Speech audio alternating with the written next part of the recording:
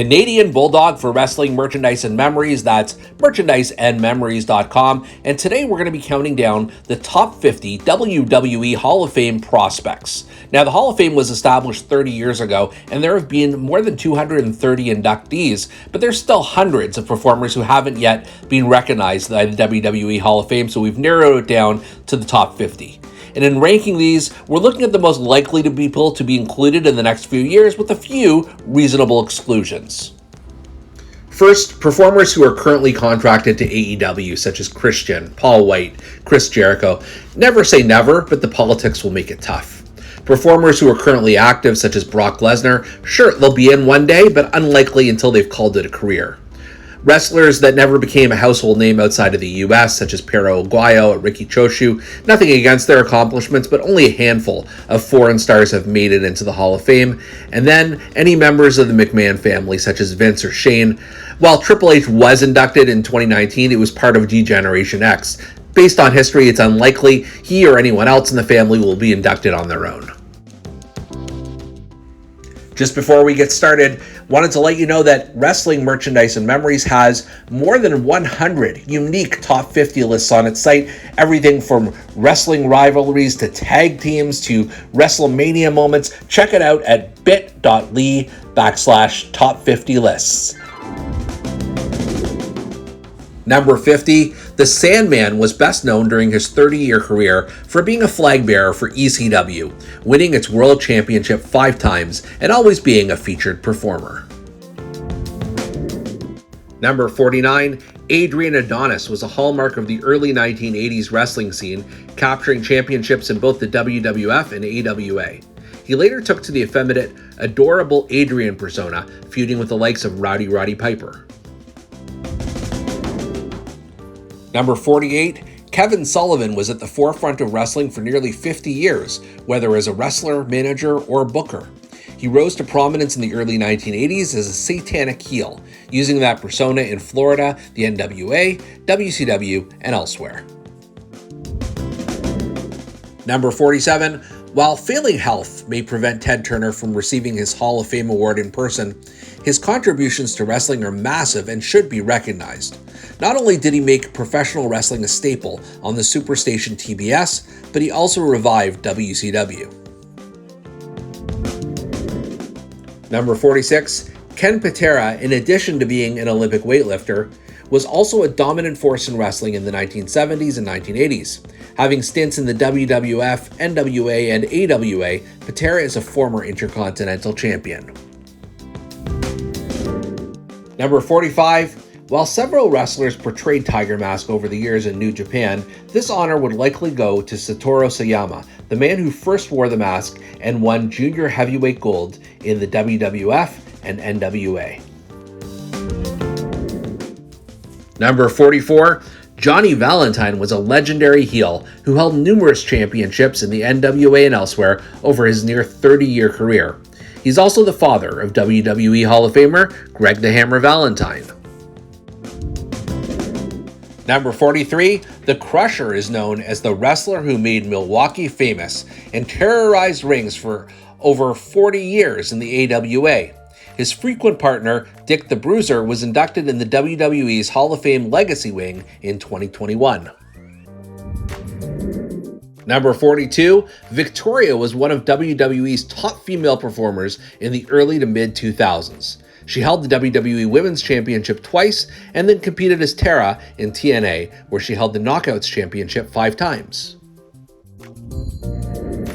Number 41, Lawrence Taylor is a prime candidate for the WWE Hall of Fame Celebrity Wing, a 2-time Super Bowl champion who made headlines in 1995 when he challenged Bam Bam Bigelow to the main event match at WrestleMania 11 and won. Number 40, although there were several incarnations of the Midnight Express during their 30-year run, the duo that would likely be inducted are the late beautiful Bobby Eaton and Sweet Stan Lane, both of whom experienced success in NWA WCW.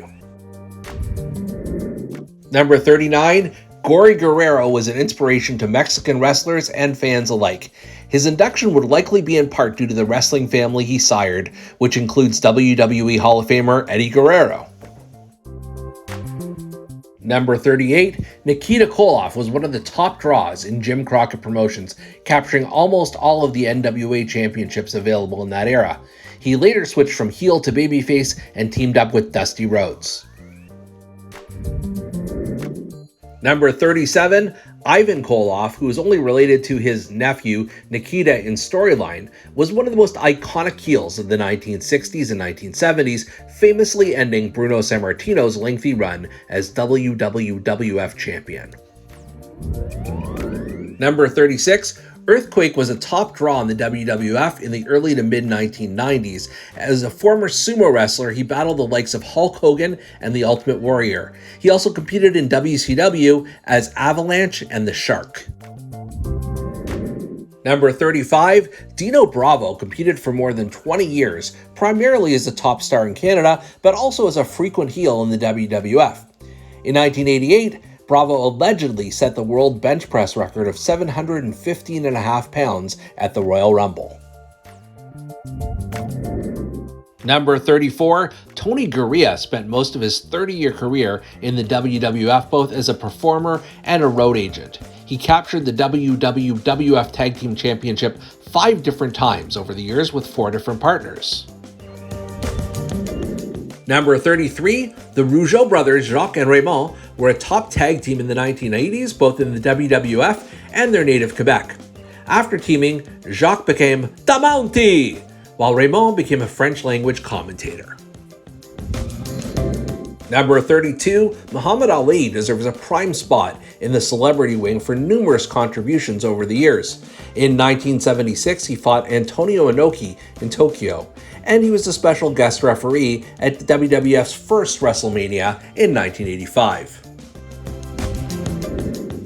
Number 31, Magnum TA was a top babyface in Jim Crockett Promotions for much of the 1980s until an automobile accident cut his career short. Before then, he held the NWA US Championship twice, as well as gold in the Mid-South and in Florida. Number 30, Sabu was an icon of ECW and one of the promotion's most influential wrestlers. He was ECW's second Triple Crown champion and also competed briefly in WCW, TNA, and WWE. Number 29, Haku, who is also known as King Haku, King Tonga, and Meng, was a fixture in the early WrestleManias, often as part of the Bobby Heenan family. He also competed in WCW. Number 28, Terry Runnels began her career as a manager in WCW named Alexandra York. Then she came to the WWF in the corner of then-husband Goldust as Marlena. Following those roles, Runnels was a manager, interviewer, television host, and WWE personality. Number 27, Giant Baba spent most of his legendary career as a wrestler, promoter, and head of All Japan Pro Wrestling. In addition to holding the local PWF Heavyweight Championship, Baba was also a 3-time NWA World Champion. Number 26, Mike Rotunda, who also competed as Mike Rotundo, Michael Wall Street, Erwin R. Shyster, VK Wall Street, and Mr. Wall Street, competed in the WWF, NWA, and WCW throughout his career. Number 25, One Man Gang was for years a top heel in World Class and in the Mid-South, before joining the WWF in 1987. He later transformed into Akeem the African Dream and had success as a tag team with Big Boss Man. Number 24, the Dynamite Kid was a controversial yet influential competitor, best known for his tag team with fellow WWE Hall of Famer Davey Boy Smith. However, Dynamite also pioneered a hard-hitting cruiserweight style in Japan. Number 23, after making both the UFC and TNA Hall of Fame, a WWE Hall of Fame induction is only natural for Ken Shamrock. The MMA star turned to wrestling in the late 1990s and made impressive appearances in the WWF during the Attitude Era. Number 22, Conan was one of the most influential wrestlers and promoters in modern-day lucha libre, as evidenced with his impact on many of today's stars. He also had meaningful in-ring roles in AAA, WCW, and TNA. Number 21, Kamala was one of the most recognizable wrestling stars to never hold a major championship. The Ugandan giant competed in the WWF, Mid-South, World Class, WCW, and USWA, always playing the intimidating Savage. Number 20, Rick Martel was one of wrestling's top babyfaces in the early 1980s. He held the AWA World Championship for almost 2 years, and he also held gold in the WWF and WCW. Number 19, Raven, also known as Scotty the Body, Scotty Flamingo, and Johnny Polo, came into his own at the apex of ECW's popularity, becoming a 2-time world champion there. Raven also held gold in WCW, WWF, and TNA.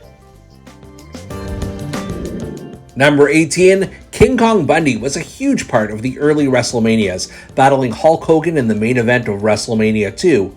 In addition, he was a key part of the Bobby Heenan family and feuded with the likes of Andre the Giant and others.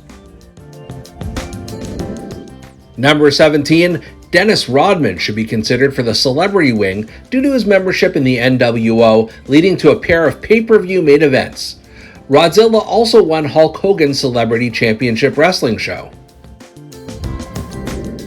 Number 16, Psycho Sid, also known as Sid Vicious, Sid Justice, and just plain Sid, dominated the 1990s and was initially dubbed the next Hulk Hogan.